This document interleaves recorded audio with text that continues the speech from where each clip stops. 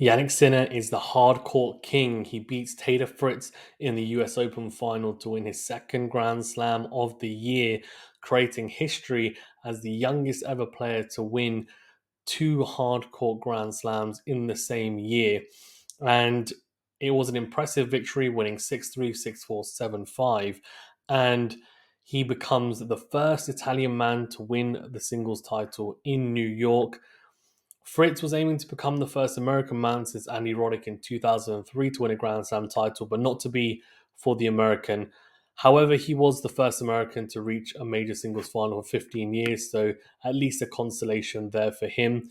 For Jannik Sinner, he just cements his place as world number one and the best player on hard courts, and you could argue on the planet as well. Only losing two hardcore matches all year, winning 36 out of 38 matches on hardcore is phenomenal. And, I think for him, this is a real breakthrough year, of course, on the whole. Winning two Grand Slams in 2 years is just phenomenal, to say the least. So, a very impressive year. And he's actually the first player since Guillermo Vilas in 1977 to win his first two Grand Slam titles in the same season. So, I mean, it just shows how dominant he's been and what an incredible breakthrough year it's been for the Italian. Before we get into the details and analyze the match in terms of tactics, and also I'm going to take you through the flow of the match as well and some of the key moments, please do remember to that like button, do subscribe if you're new, and do leave a rating or review if you are listening on a podcast platform. Okay, so let's get into the match. And as usual, we have teamed up with Matchflow Graphics, and as you can see on screen, you'll see a flow of the match and each game and some of the pivotal moments in the match and through each set. So I think we need to start off though from from the very start, in honesty, and it was a pretty nervy first game from Taylor Fritz. You can see that all straight away going 15-40 down. Sinner came out the blocks really quickly in that opening game, and actually I was thinking, look, if he plays like this all match, it's going to be a really short day at the office for Taylor Fritz, given that he looks nervy as well and clearly didn't come out and start playing extremely confident tennis. Sinner went 40-15 up on the Fritz serve, so two breakpoint opportunities. Fritz saved one, but the second one, he ended up just giving it away with a miss smash, which ended up being, a regulation one that he would usually put away, but the nerves got to him, you could tell, and Sinner breaks. And then from then, Sinner held to love, which was extremely impressive. For me, I thought that was a really good hold. But what Fritz did really well, I thought, in his second service game, and he then, I think, winning the first point in his second service game in that set, what he did really well was actually turn the momentum on its head. And he adjusted really quickly, similar to what Pegula did against Sabalenka in their final. And he held to love, and that gave him a real lot of confidence, I think, from then on. And he actually managed to break Sinner at 2-1. You can see it's a very long game in comparison to any of the other games. You can see it's the widest column of all of the games of this set. And he actually had break points at 15-40 and 30-40 on Sinner's serve and couldn't break. Sinner is one of the best players, I think, on tour when it comes to saving break points. And I would imagine he's very near the top of the charts when it comes to breakpoint saved percentages as well on tour. Eventually, though, the third time of asking, Fritz broke, and he actually broke thanks to an error from Jannik Sinner, an unforced error, and it was after a second juice, and Fritz just kept on knocking on the door, and eventually, Sinner ended up netting a forehand after a great serve out wide. It was then a backhand on the stretch, defensive lob, you'd say, by Fritz just to get it back into play. Sinner has a routine forehand, which he opts to take out of the air. So he's almost on the service box line, if not slightly inside it, and tries to go for the swinging volley. Very similar position, by the way, and I would actually say even further forward than where Novak Djokovic was last year against Alcaraz in that infamous rally, right, where he misses that forehand. And that's a very similar scenario. He ends up netting the forehand Sinner, which ordinarily he'd make. So a gift really for Fritz, but a reward of all of the great pressure that he created in that game. And it ended up giving him a lot of momentum to then go 3-2 up.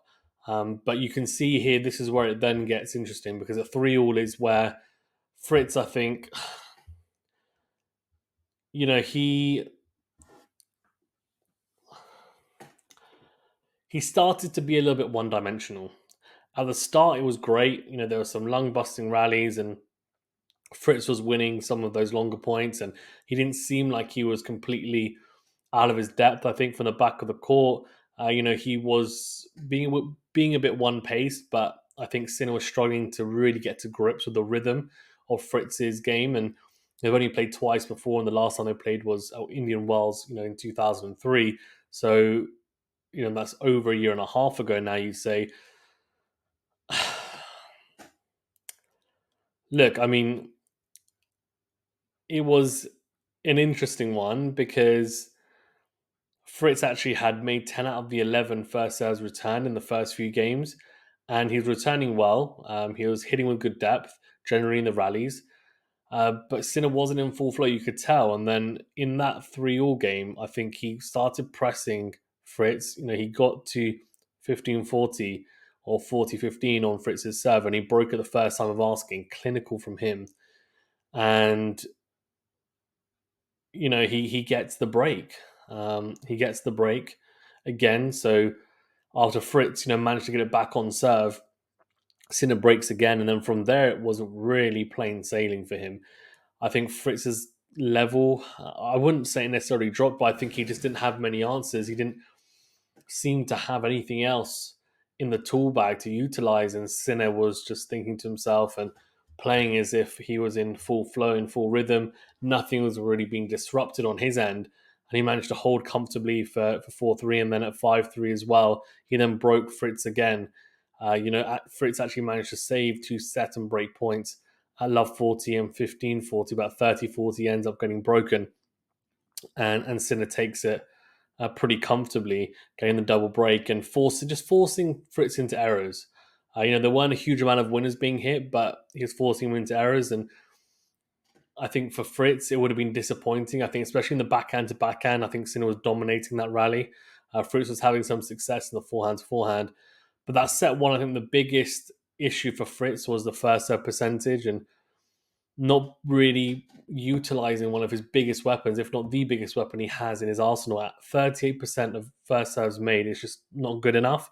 53% of those points he won. So it's just too low for me. And I think, the first serve, obviously, he wasn't making a lot of them. And then also he wasn't backing it up well enough with a +1 shot as well. So not giving himself the best possible chance to win that set. And I think it was a set for him to reflect upon and then adjust for in the second set. And the second set, there's not actually a lot to talk about. You can see from the flow.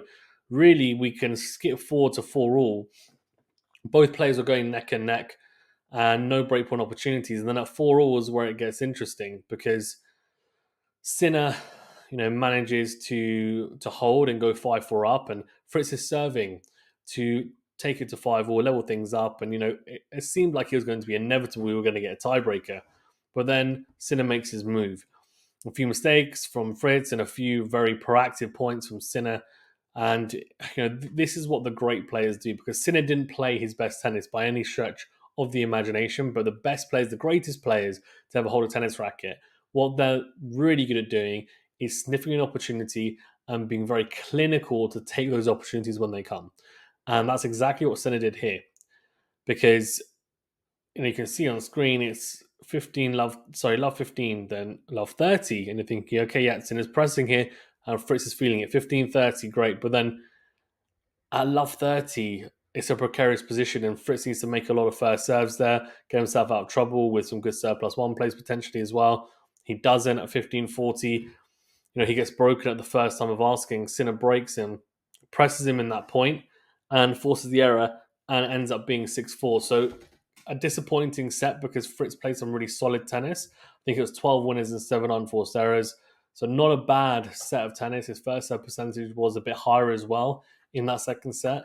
I think he definitely put his best foot forward, but that 5-4 game or 4-5 game really let him down. His level suddenly dropped, and it was in the worst moment possible when Sinner definitely starts to press and up his level a bit. And I think Fritz went the opposite way.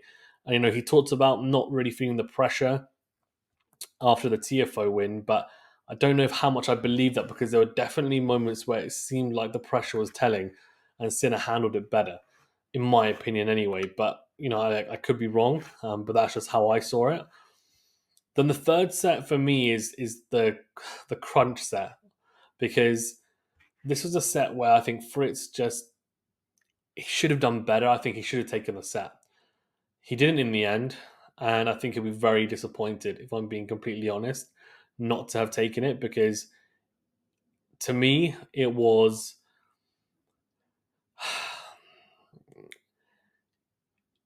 great. It wasn't great showing from Fritz, just because look, he started off the set really well, and this is arguably the best set of tennis he played in the final. But when it came down to the real crunch moments that really mattered towards the end of the set, he capitulated, and that was extremely, I think, frustrating to see as a neutral. Or if you're just an American fan, you're a Fritz fan, I'm sure he'll also look back at it and think, look, I had some real opportunities. The second set, you can say he had opportunity. He should have taken it to a tiebreaker. The third set, he should have taken the set. I think it's fair to say he should have taken the set. He was serving for it 5-4.